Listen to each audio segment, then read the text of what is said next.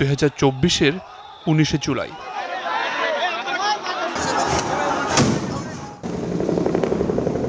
মাকে না বলে ঘর থেকে বেরিয়েছিলেন ঢাকা পলিটেকনিক ইনস্টিটিউটের প্রথম বর্ষের শিক্ষার্থী শাহিন আলম। আন্দোলনে অংশ নেন মোহাম্মদপুর এলাকায়। সেদিন পুলিশের একটি গুলি বিদ্ধ করে তার ডান হাত,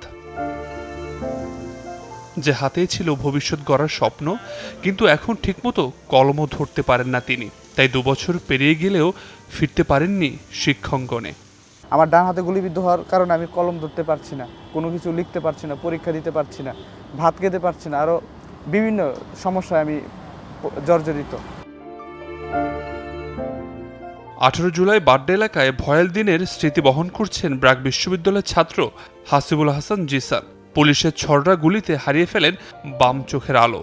এর সাথে হারিয়ে যায় শিক্ষা জীবনের একটি বছর।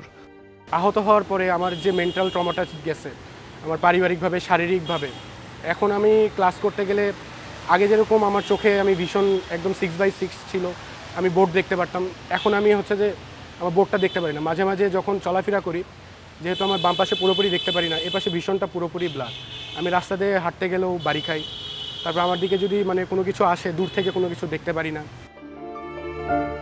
জুলাই আন্দোলনে আহত শাহিন ও জিসানের মতো অনেকেরই শিক্ষা জীবন কাটছে অনিশ্চয়তায়। যে আহতরা তাদের হাত হারিয়েছে, পা হারিয়েছে, পঙ্গুত্ব বরণ করেছে, তাদের চিকিৎসাটুকু হচ্ছে না। আগের মতন স্বৈরাচারীভাবে রাজনীতি করা যে কোনো রাজনৈতিক সংগঠনের ক্ষেত্রে সেটা আর সম্ভব হবে না। মানুষ এই বিষয়ে সচেতন। শারীরিকভাবে ক্ষতিগ্রস্ত শিক্ষার্থীদের লেখাপড়া স্বাভাবিক করতে বিশেষ একাডেমিক ব্যবস্থার পাশাপাশি কাউন্সেলিংয়ের পরামর্শ শিক্ষাবিদদের।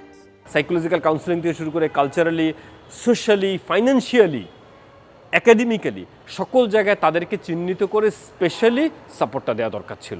এই সাপোর্টটার টোটালি আমি শূন্যতা দেখতে পাচ্ছি, আলাদা করে কোনো ট্রিটমেন্ট করাই হয়নি তাদের প্রতি।